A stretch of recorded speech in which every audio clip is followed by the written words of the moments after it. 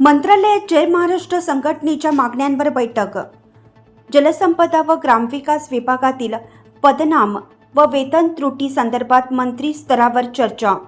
राज्यातील लिपिक व सहवर्गाच्या न्याय व हक्कासाठी जय महाराष्ट्र शासकीय निमशासकीय अधिकारी व कर्मचारी संघटनेच्या वतीनं सुरू असलेल्या आंदोलनाची दखल घेऊन मंत्रालयात महत्त्वाच्या बैठका पार पडल्या.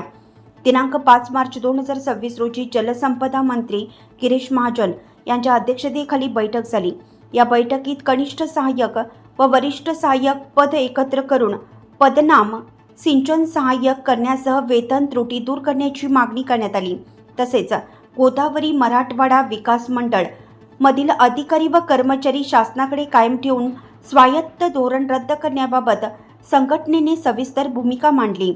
बैठकीत प्रधान सचिव दीपक कपूर, सचिव बेलसरे, सहसचिव सुदीन गायकवाड तसेच संघटनेचे अध्यक्ष अशोक डहाळे, कार्याध्यक्ष शरद बिरादार व राज्य सचिव आनंद भिसे उपस्थित होते. यावेळी लिपिक सहवर्गाच्या पदस्तर कमी करण्याबाबत प्रस्ताव सादर करण्याच्या सूचना देण्यात आल्या. त्यानंतर दिनांक 6 मार्च 2026 रोजी ग्रामविकास मंत्री जयकुमार गोरे यांच्या अध्यक्षतेखाली ग्रामविकास विभागाची बैठक झाली. या बैठकीत कनिष्ठ सहाय्यक व वरिष्ठ सहाय्यक पद एकत्र करून त्याचे पदनाम विकास अधिकारी करण्याबाबत चर्चा झाली. बैठकीत सहकार मंत्री बाबासाहेब पाटील, आमदार अभिमन्यू पवार तसेच संबंधित विभागाचे अधिकारी व संघटनेचे पदाधिकारी उपस्थित होते.